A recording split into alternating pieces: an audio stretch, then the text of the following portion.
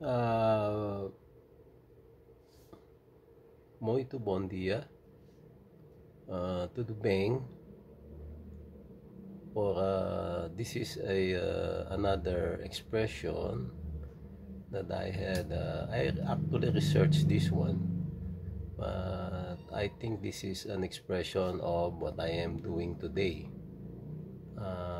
Today is dia hoy Mel Mayo 2. Mayo 2. Hoy is Mayo 2, 12 hora de madrugada. So what I had translated today is I am fighting poverty. So in Portuguese, this expression will translate to estou lutando contra a pobreza. So estou lutando contra a pobreza. I am fighting poverty.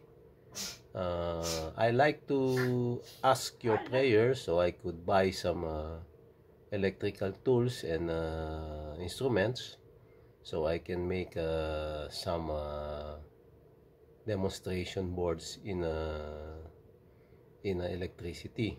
So this is one way to fight poverty and get out of this problem. And I see you later, and I hope these expressions can help you. So, hasta luego, te logo in Portuguese, and see you next time.